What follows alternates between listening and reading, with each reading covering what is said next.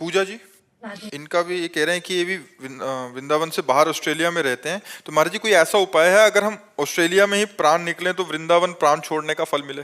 राधा राधा राधा राधा राधा हमारे लिए, हमारी बात में, जब तुम नाम जप करते हुए शरीर छोड़ोगी तो जिसका नाम जप कर रही वहीं आ जाओगी। वृंदावन राधा रानी का है, श्याम सुंदर का है, तो यदि तुम राधा राधा कह के शरीर छोड़ोगी तो वृंदावन आ जाओगी। अब इतना नाम जप करो कि नाम जप प्रतिपल चले, एक भी क्षण नाम छूटे ना, तो बात बन सकती है।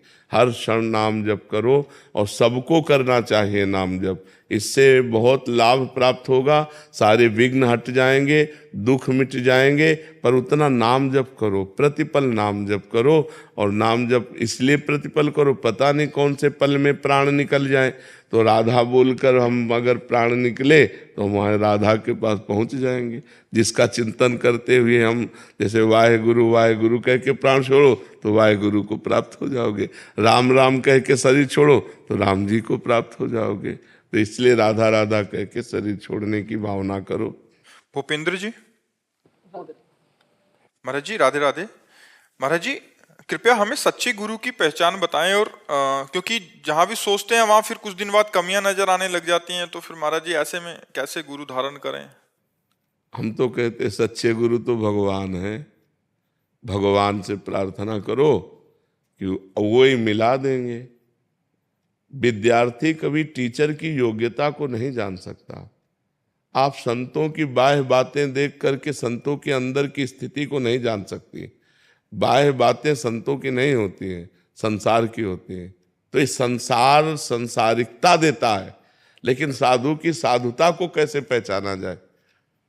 जब तक स्वयं साधु नहीं होगा तब तक साधु को पहचान नहीं सकता, बाहरी बातों से पहचाना नहीं जा सकता। मान लो कपड़ा फटे पुराने पहने और उसकी स्थिति भगवान में नहीं है, और एक है कि राजा बाबू बना बैठा है लेकिन स्थिति भगवान में है, कैसे पहचानोगे? संतों को पहचानना बड़ा कठिन है। इसलिए भगवान से प्रार्थना करो, जगत गुरु से, कि वो संतों की पहचान बता दे, वो ऐसे संत से मिला दे जिससे तुम्हारा काम बन जाए। तो भगवान से विनय करो, हमें तो यही लगता है।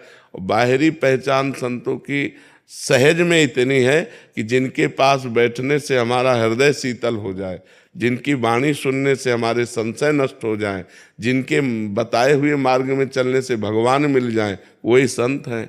पर हमें चलना पड़ेगा तब समझ में आएगा।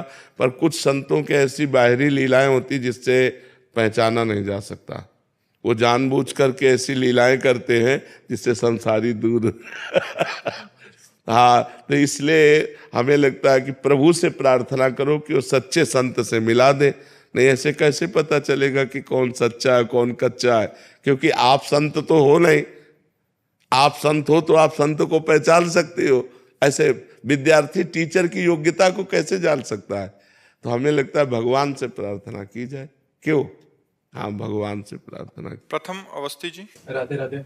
राधे राधे महाराज जी। महाराज जी जो फल ब्रज यात्रा से मिलता है, क्या वही फल ब्रज का ध्यान, शिव विग्रह का ध्यान और मानसिक ब्रज यात्रा से मिल सकता है? बात तो जब जैसे हम आपसे कहा कि वृंदावन की परिक्रमा दो, तो वृंदावन की परिक्रमा देने में आपको शारीरिक कष्ट मिलेगा, नहीं मिलेगा? शारीरिक कष्ट मिलेगा। और 2.5 घंटे वृंदावन की परिक्रमा लगाने में नाम जप होगा। ये तो कहा जाता है कि तुम्हारा मन लग जाए, लेकिन हमें बताओ 5 मिनट में तुम मानसिक परिक्रमा लगा लिए तो 2.5 घंटे जो नाम जप हुआ वो 5 मिनट में थोड़ी हो गया। 2.5 घंटे जो पैदल चल करके नंगे पैर परिक्रमा दी, जो कष्ट मिला, वो मानसिक में थोड़ी हो गया। मानसिक में चित्त लगाने के लिए कहा जाता है, लेकिन बात तो प्रगट में करने की है, क्योंकि प्रगट में आप कष्ट सह रहे हैं। अब प्रगट में 84 कोस की परिक्रमा पैदल लगावें, जब बहुत रफ्तार से लगाएंगे तो 15 दिन तो लगेंगे। अब 15 दिन भूख प्यास कष्ट गर्मी सर्दी, वो हमें लगता है पहले एक प्रगट में लगा ले और फिर मानसिक लगाता रहे तो बात ठीक है, पर प्रगट में लगाना अनिवार्य है, क्योंकि उससे शरीर का पाप नष्ट होता है। जब हम कहीं की भी दंडवती करते हैं, परिक्रमा लगाते हैं, तो हमारे शरीर को कष्ट होता है, उससे हमारे पाप नष्ट होते हैं। जैसे गिरिराज गोवर्धन जी हैं, 21 किलोमीटर हैं, अब 5 मिनट 10 मिनट में आप मानसिक लगा सकते हो, लेकिन 21 किलोमीटर के लिए 5 घंटा 6 घंटा आपको बराबर पैदल चलना पड़ेगा, तो आपके पैरों को कष्ट होगा, आपके शरीर को पीड़ा होगी, भूख प्यास भी लगेगी, गर्मी सर्दी भी लगे, उससे आपके सारे पाप नष्ट होंगे। हाँ, इसलिए हमें लगता है प्रगट में लगानी चाहिए और शेष समय मानसिक भी करनी चाहिए। हमने जब ना पहुंच पावे तो मानसिक करे, पर प्रगट जरूर लगावे, चाहे एक बार ही लगावे। महाराज जी, जैसे सपने में हमें जैसे श्री विग्रह के दर्शन होते हैं, अच्छा है, पर वो सत्य नहीं है, वो सत्य नहीं है। अच्छा है, वो मन ही श्री विग्रह बन जाता है, मन ही भगवान बन जाता है। दर्शन तो ऐसे जैसे हम और आप। मतलब आने का ऐसा कोई योग नहीं था वृंदावन, आप सपने में दिखे मेरे को तो एकदम से लगा कि चल के महाराज जी से मिलना। हाँ, वो मतलब भगवान मन ही है, वो आकर्षण करके ऐसे करते हैं, लेकिन हम इसे भगवत साक्षात्कार थोड़ी मान लेंगे। भगवत साक्षात्कार तब मानेंगे जब जैसे आप और हम, ऐसे साक्षात्कार होता है। ऐसे साक्षात जैसे गुरुओं का या भगवान का साक्षात्कार होता है, तो ऐसे साक्षात जैसे आप बैठे हैं वैसे हम बैठे हैं, ऐसे सामने प्रगट दिखाई देगा। हाँ, वो जमीन पे बैठे नहीं दिखाई देंगे, वह जमीन से ऊपर दिखाई देंगे। जैसे महापुरुषों को देखा है तो ऐसे आकाश में आसन लगा दिखा है, आसन पर बैठे, पर पूरा सजीव, ऐसा नहीं है कि चित्र दिखाई दे रहे हैं, ऐसे पूरे जैसे आप बैठे ऐसे बैठे दिखाई दिए। ऐसे आज हम लोग छोटी मोटी जहाँ स्वप्न में आया तो मान लेते हैं भगवान मिल गए, भगवत दर्शन, ऐसा नहीं है। हाँ, ऐसा नहीं। जितेंद्र जी, राधे राधे महाराज जी। महाराज जी, मेरा प्रश्न दान के विषय में है। जब हम दान करने के लिए किसी आदमी को या संस्था से बात करते हैं, ऑनलाइन करते हैं, तो हमें धोखेबाजी या लूटपाट नजर आता है मेरी दृष्टि में। हम कैसे निश्चित करें कि कहाँ दान देना श्रेष्ठ है? हाँ, बड़ी समस्या है, दान में बड़ी समस्या है। भिखारी बनकर रुपया मांग रहा है, शाम के शराब पी रहा है।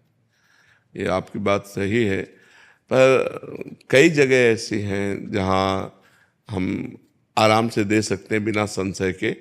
जैसे बीमार लोगों की औषधि का, तो हमें लगता है बहुत से ऐसे मिशन हैं जो बहुत अच्छी प्रकार से चलते हैं, जिनमें आपसे मांगा नहीं जाएगा, लेकिन आप देंगे तो उसका सदुपयोग हो जाएगा। तो बहुत से ऐसे मिशन हैं, बहुत से ऐसी जगह हैं जहाँ धार्मिक कृत्य किए जाते हैं, पर प्रायः धर्म की आड़ में अपनी वासनाओं का पोषण होता है। ये निर्णय करना बड़ा कठिन है कि हम कहाँ धन अपना दे दें। तो हम धन भगवान को दें, जिसको भी दान करें तो तुदीयम वस्तु गोविंदम तुभ्यमेव समर्पये, हम उसे व्यक्ति ही मत माने।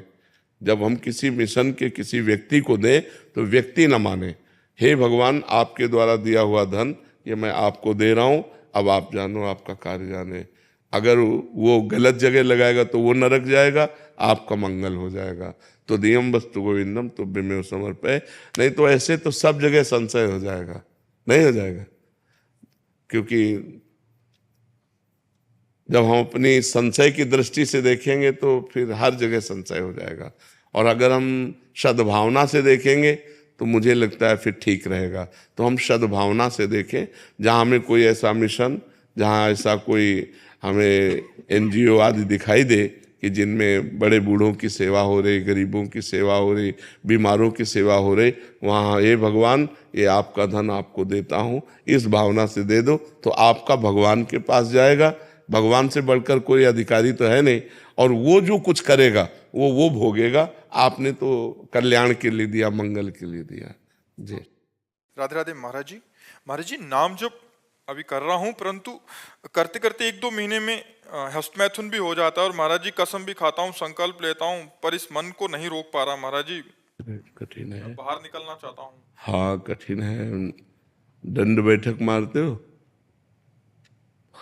शरीर को थकाओ, सुबह 2-3 किलोमीटर दौड़ो और आधा घंटा दंड बैठक मारो, और जब ये हस्तमैथुन करने का मन करे तो उस समय भगवान की तरफ चित्त को ले जाओ, हस्तमैथुन से चित्त को हटाओ। हे भगवान कृपा करो, मुझे बल दो, तो वही कृपा करेंगे। नहीं तो ये आदत ऐसी है बच्चा कि लोग कई बार दिन में करके अपने को नष्ट कर देते हैं। तो अभी तो मान लो बुद्धि काम कर रही है आपकी कि आप सभा में इस बात को कह के और आप इससे निकलना चाहते हैं, तो जिस समय मन हस्त मैथुन के लिए कहे उस समय भगवान से प्रार्थना करो, जोर जोर से भगवान को पुकारो, कृष्ण कृष्ण कृष्ण, राम राम राम, राधा राधा राधा, हे प्रभु मुझे बचाओ। और उस समय टहलने निकलो, बाहर निकल जाओ, एकांत में न रहो, जैसे बाथरूम में है या कमरे में, उस समय तुरंत बाहर निकल जाओ, मन के खिलाफ चलो और उस स्थान को छुओ मत, तो बच जाओगे, नहीं तो कसम वसम खाने से नहीं रुकता है।